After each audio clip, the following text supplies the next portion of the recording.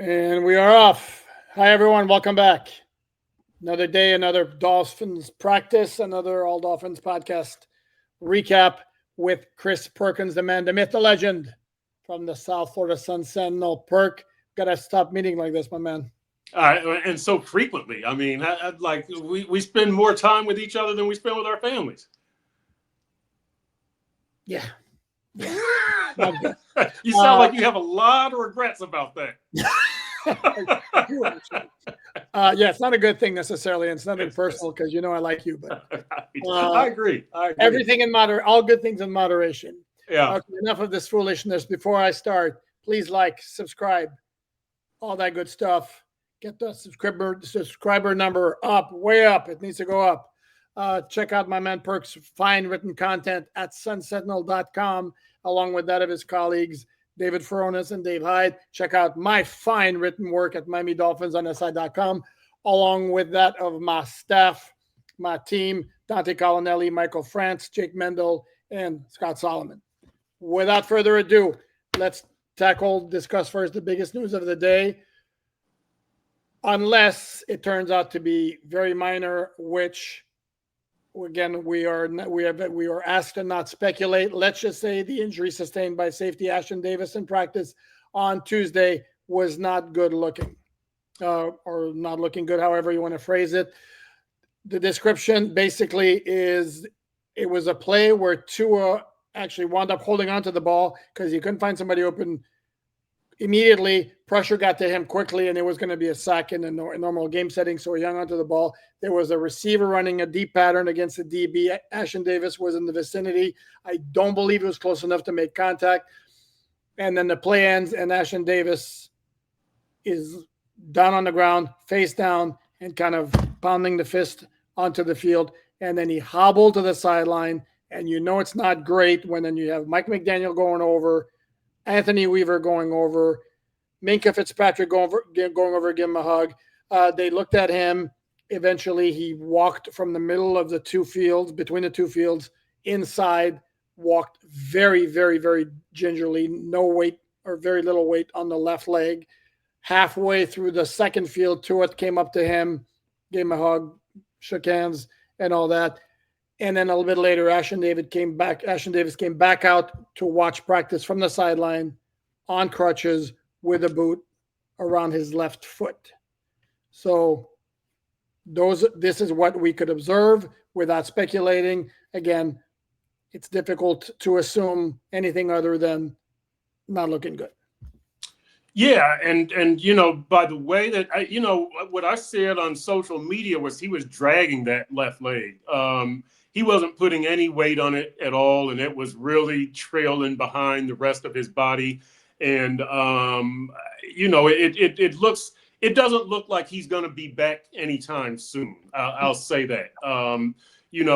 We don't know if this is Achilles, toe, ankle, foot. We have no idea. It doesn't appear to be a knee or anything above the knee because he's wearing the walking boot, but that's my amateur medical opinion. For a team that has already got Kader Kohou out in the secondary for an undetermined amount of. Oh, and we just lost Senor Perkins here. I'll continue talking until he rejoins us. Don't know what happened there. Hopefully it's not a fire at his building. If you've been watching the podcast regularly, you know what I'm talking about. Hopefully it's just a minor internet issue. And so we'll keep going. Yeah, it looks very ominous. And again, it seems like it's a secondary that just keeps getting pounded with issues and injuries. Storm Duck, we should mention, was back at practice on Tuesday after missing Monday. But we were still out minus BJ Adams, minus Kader Kohou, minus Dante Trader Jr. Oh, and Perk finally decided to rejoin us. Nice of you to rejoin us, Perk. Well, I needed a break. I mean, that's a long injury list there. Okay, good point. You were saying, I think you were talking about like me about the rush of injuries in the secondary. They seem to be concentrated in that area. Yeah, with Kader Kohou and Ife Melifonwu and Dante Schrader Jr. It's a complicated situation back there because you already had a deal where Minkah Fitzpatrick joined the team about a month ago. That trade went through June 30th, as I recall. And so that's one new piece back there. And then you add Jack Jones, and you add Mike Hilton, and you add Cornell Armstrong. Artie Burns goes down the same day that Bayron Matos went down. So there's been a lot of new faces, a lot of shuffling of personnel. And at a certain point, you need to get those five guys in there working cohesively. You know, I was asking a couple of those secondary guys yesterday. You know, we always hear about the offensive line needing to have the five guys work together. And I asked them, is it the same or is it different for the secondary? And they all said, no, it's the same. You've got to play on a string. You've got to know what the next guy is doing. And so, you know, really, this is putting a lot of pressure on them, Poop, in the joint practices to get this stuff right against Chicago and against Detroit, because leading up to the joint practices, I'm not sure how much time these guys are going to have together. When is Iffy coming back? When is Cater coming back? When is Ashton coming back? I think the joint practices might be the first time we see the starting secondary that could take the field on September 7th against Indy together. And at that point, you've really got to be efficient and quick and learn fast. There's going to be a lot of pressure on that secondary. Before I follow up on that, quick note, because you mentioned the opener against Indy, and this is where I'm going to mention that I think it was assumed all along there was going to be Daniel Jones, who the Dolphins will be facing at quarterback. Now, the latest reports out of Indy are that Daniel Jones is not separating himself at all, and that Anthony Richardson actually has been looking pretty good and may make this a competition after all. So, going back to the secondary, the Dolphins secondary, yeah, the Iffy Melifonwu injury is very, very disappointing. Again, this is a guy with high potential, has looked good at times during his NFL career with Detroit. Injuries always pop up, and now we're more than a week into. No, tomorrow's going to be a week since the start of practices, and we haven't seen him yet. We also haven't seen Aaron Brewer.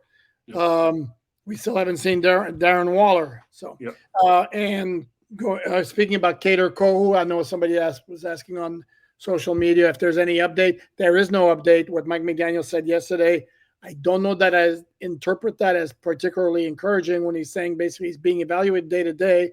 Don't know yet, and they couldn't do further tests when he was speaking yesterday because the swelling hadn't gone down. Imagine it would be the swelling in the knee, considering that's what he held when he first went to the ground. So the Dolphins basically, or us, any Dolphin fans and all that, fingers crossed that Cater is going to be just fine. Same with Ashton Davis. Again, generally speaking, when you have your head coach DC and a bunch of teammates go over to you on the sideline immediately, does not bode well. So, and Poop, let me add this also. I think that the remaining safeties, if you don't have Iffy and you don't have Ashton and you don't have Dante Trader, which, you know, he's a rookie, I think Elijah Campbell is the only one with starting experience, and he's got 3 starts, right? So and I can't remember all of them off the top of my head, but Jordan Colbert. That's beside Minkah, though. Obviously. Yeah, that's beside Minkah. I'm sorry, that right. Beside Minkah, aside from Minkah. Yeah, I should make that very clear. Aside from Minkah, you don't have a whole lot. And if you thought the situation was dire with Jordan Poyer last year, I don't think any of these guys playing, you know, eligible. Right. You might have to go outside the roster again, yet again for the secondary. Jordan, when they come back. Yeah, exactly. I mean, I mean, you feel bad for that defense. It's football, but the good thing is that front 7 is balling out, and maybe they can help buy some time for that secondary. But it's a critical situation as far as bodies in the secondary, guys playing together and guys with experience. Of course, this is where somebody's going to point out Justin Simmons is still out there, and that dude can play. He may not be quite the player he was in his prime, but he's still above average. Question, of course, is would he want to come to the Dolphins, and what would the price tag wind up being? This, again, assuming under the scenario where the injury to Ashton Davis indeed is a little bit serious. And you mentioned the other safeties outside of Minkah Fitzpatrick right now, who we would expect to see on the practice field tomorrow would be the aforementioned Elijah Campbell, Patrick McMorris, a 6th-round pick from Cal from last year, Jordan Colbert you mentioned, and the rookie free agent who actually has not looked bad, John Saunders Jr. Right. Yep. You kind of touched on Beryl Matos a little bit earlier, so we will point out here some good news regarding his status. He is out of the hospital. That actually occurred a couple of days ago.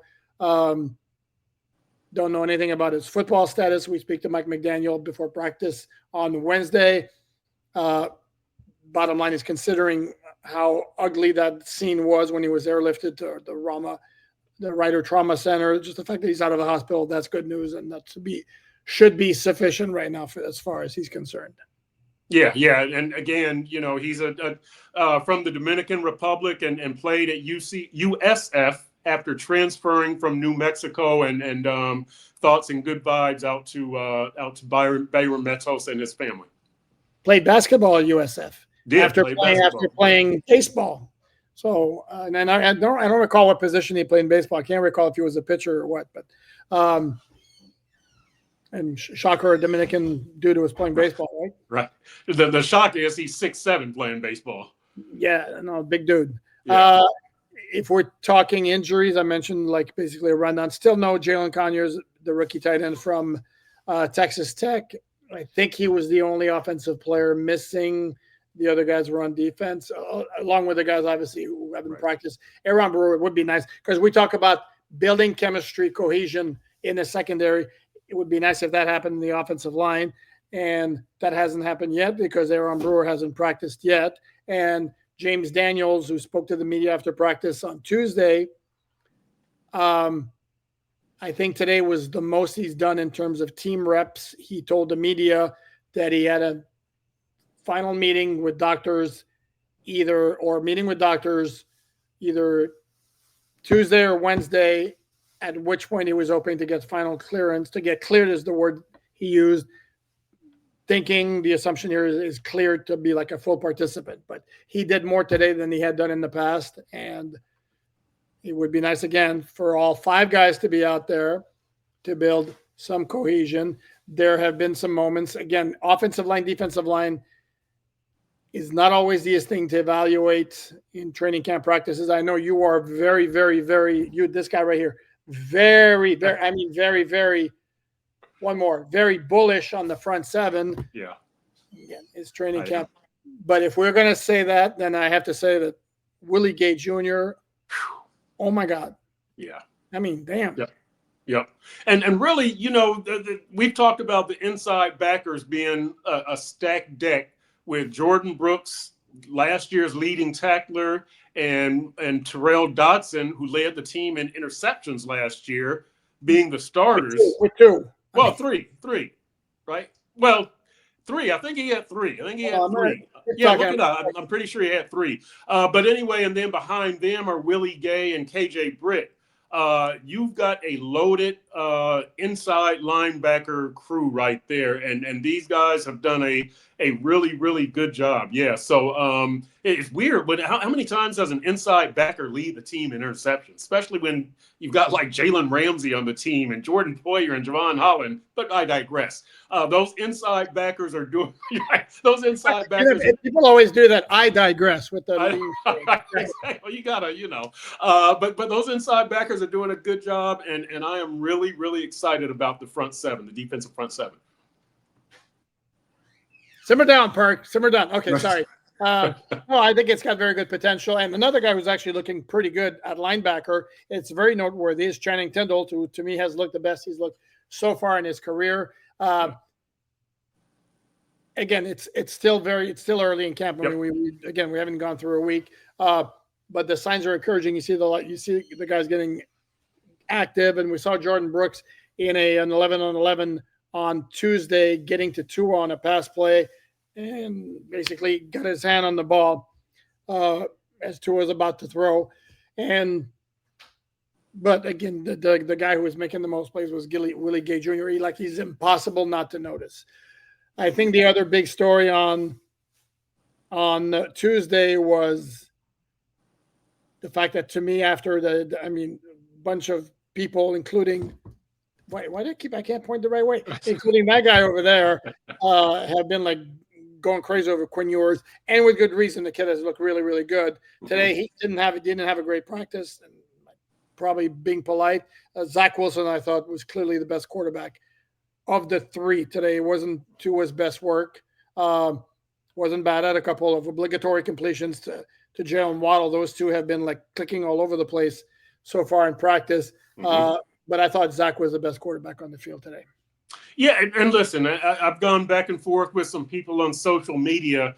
Look, Quinn Ewers has looked good, but Quinn Ewers is going to open the season as your number 3 quarterback. And I've said, yes, I think for political reasons and for play on the field, both, that I just can't imagine Chris Greer and Mike McDaniel saying they targeted Zach Wilson and they think they can do good work with him, and then him getting beaten out by oh, by the way, we'll draft this guy type of pick. A 7th round, I mean, and nothing against Quinn Ewers at all, but Correct. When you're a 7th round quarterback, you're an afterthought, and when there's a hand-picked guy at number 2 by the organization, that guy has really got to play badly to lose that job. So, look, as Poop has said, this guy, right? They're in the best backup and third team quarterback situation right now than they've been in the Mike McDaniel era. So enjoy that, bask in that. Well, I mean, this is better than the Skyler and Teddy situation because they couldn't stay healthy. Well, Teddy and Skyler, I should say. Correct. That's Teddy was second team. We don't know that they could stay healthy. I think if we're looking at in training camp, I will say this. In training camp right now, I don't see a major. This is the best they've been because they have 3 solid ones. Although Skyler in his first training camp was actually pretty good, especially in the preseason. Yes. He was lights out. Yeah. Then it wasn't as good. But Zach Wilson, to me, just looking at the number 2s, Zach Wilson the way right now has been playing. I've been very, very pleased because my expectations. I mean, I went into training camp with like a big question mark with him based on his body of work with the Jets, because what he did last year with Denver to me is inconsequential because, again, it was preseason. And it's the same right now, but we can only go with what we've seen. And I'd say for the most part, he's looked pretty good. Yep. Yeah, no, I would say that he has. I mean, look, again, I agree with you. I think that the backup quarterbacks have looked, well, I'll just say better than they did last year. Then I won't go that far, Poop. I'll just say that look better than they did at this time last year. Well, but that, if we're going to be honest about it, that's pretty low bar because it wasn't good last. There was not a time last summer, I would say, where I think any of us were like, no, they're all right if something happens to Tua. I think, not to say that there obviously wouldn't be a drop off, because there would be a drop off. There's obviously there's a reason one's a starting quarterback, the other one's a backup. But I think, to me right now, at least I have some reason, justification for having some hope that it doesn't become a complete cluster, you know what, which it was last year. Chop Robinson wore the orange jersey, continues to look good. We had a one-on-one pass rush drill, offensive lineman versus defensive lineman, one-on-one wide receiver against DBs, one-on-ones running backs against tight end. That's at the far end of the field. I was kind of watching more what was happening in front. Don't know that anything overly stood out. I mean, you get some wins, some losses. The receiver drill against the DBs heavily favors the wide receivers. I explained this before, because basically the receiver is kept either to the left side or the right side of the field, but that's still a pretty wide area, along with having 50 yards to work with. So if you cover a guy tightly in that situation, you've done some good work there. And interestingly, in that drill, both times they've done it, which was Saturday and today, the first snap with Tua throwing the ball, it's Tyreek Hill against Minkah Fitzpatrick. Yeah, it's interesting. I like that matchup. I like strength against strength. I'll say this about the O-line, D-line drills. I was impressed by the O-line. Not that they did anything great, but that they didn't get their butts kicked. And once you get on that O-line, and you get past, wow, really, really Austin Jackson. There's not, I should say Austin Jackson and James Daniels.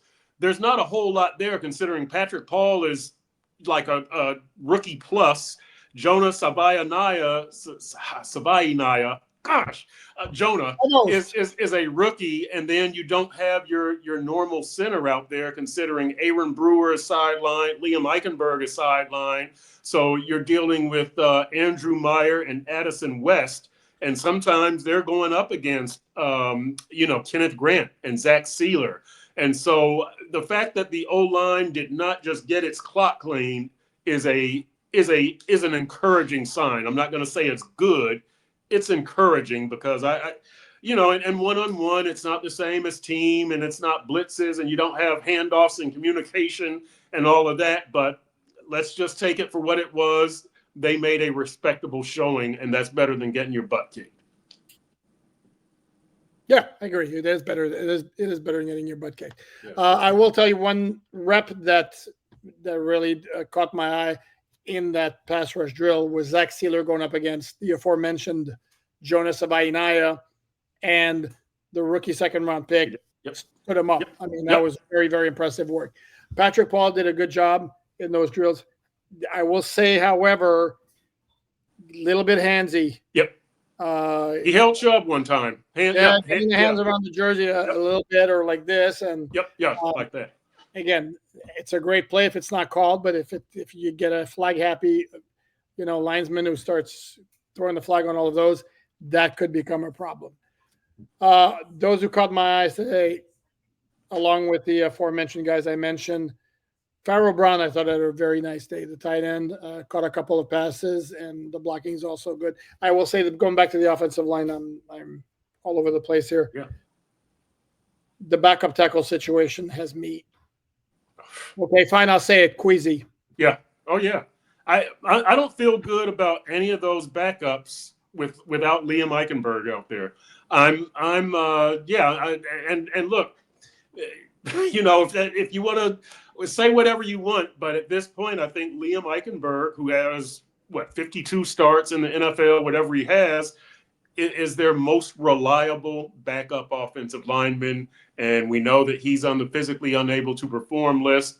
And it's kind of like the backup secondary, where you look at the backups and you go, ooh, there's not a whole lot of starting experience there.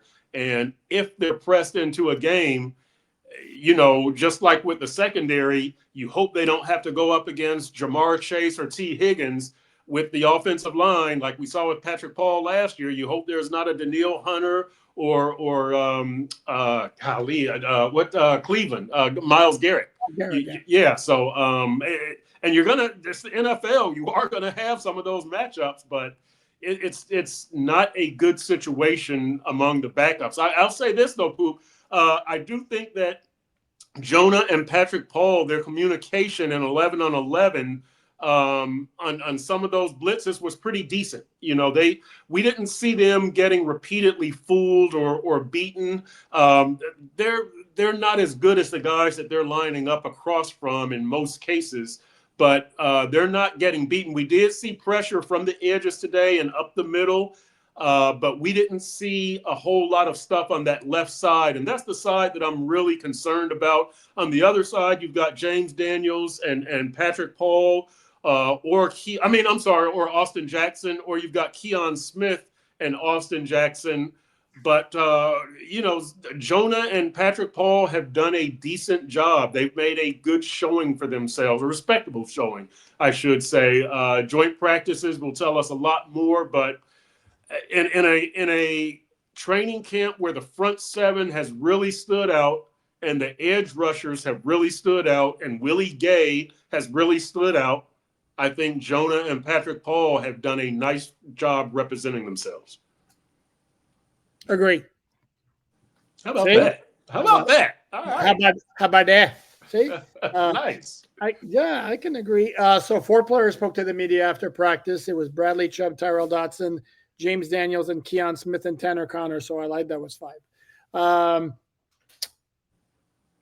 I was at the under the tent where they brought out Chubb and Dotson. So I wasn't there to hear Tanner Connor, but based on reports, apparently he said something to the effect of Mike McDaniel's the same guy, but the organization moved away from some players who did not show the proper respect to him.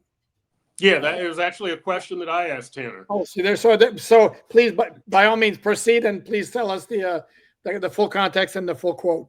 Exact. So, yeah. So I wanted to know about full contact practices and then kind of what's different this year about training camp that different from previous years. And so I asked him about the earlier start time and has that helped with the with the weather and the humidity. And he said, well, I'm still hot and sweating. I think I lost 5 pounds yesterday, blah, blah, blah.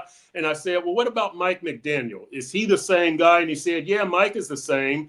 But he said, what's different is, kind of our attitude, the players' attitude. And he said, I think we got rid of some of the players who didn't quite, respect Mike and weren't really, on board. And now everybody is more on board. And he said, and I said, so you guys, the respect level for Mike is up and you really want to play for Mike and win for Mike. And Tanner said, we want to win for ourselves. This is about the locker room. It's not about winning for Mike. It's, it's about us and the locker room. And so he was kind of saying that that's kind of something that's different this year. But yes, getting rid of the players who, weren't really on board.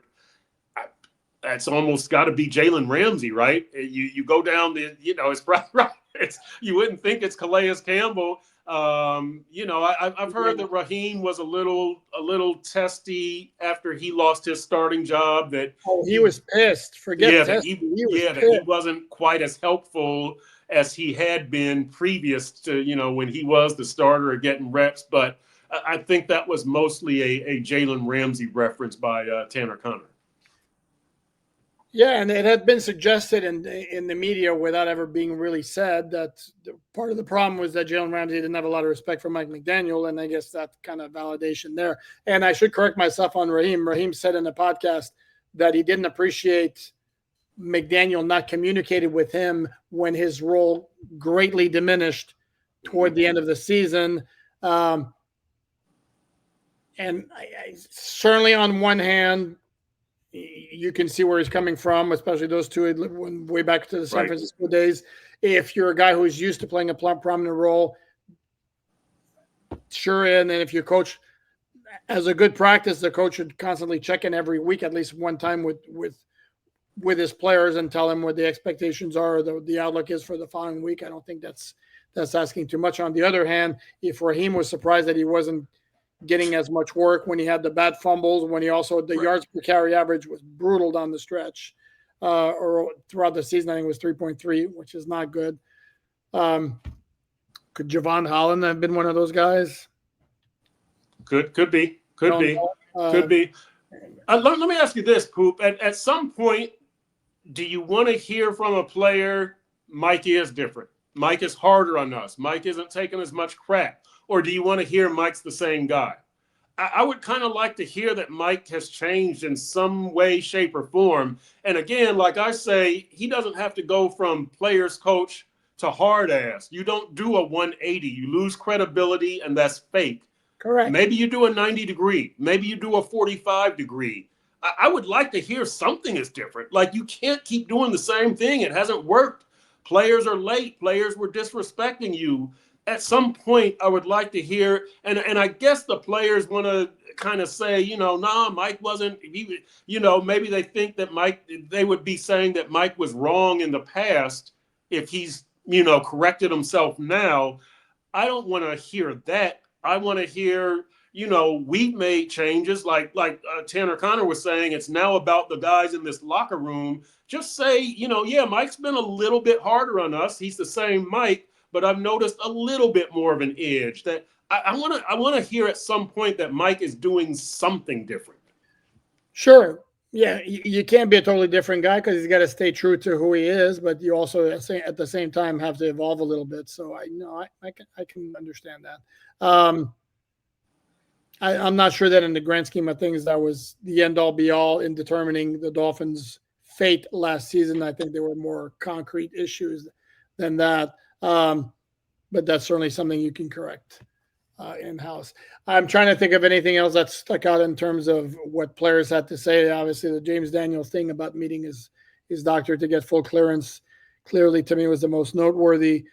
Among the things said by the two guys I wound up listening to, I careened over to James Daniels' table because he wasn't brought under the 10. The two players brought under the 10 were Chubb and Tyrell Dotson. But nothing overly dramatic. Go ahead, Perk. You were going to say. I thought it was interesting that today, the first day in pads, was both the first day in full pads for James Daniels and Bradley Chubb since they had their injuries. And Chubb was saying that this is my first time in full pads since I went down. That's what he said. No, but they weren't. Those were not full pads. They had the shoulder pads. They didn't have. Well, it was a full pad workout. I mean, I don't know how many teams do the actual game shoulder pads. No, that's fine. It's pretty much, it's kind of, and we should say they don't tackle to the ground.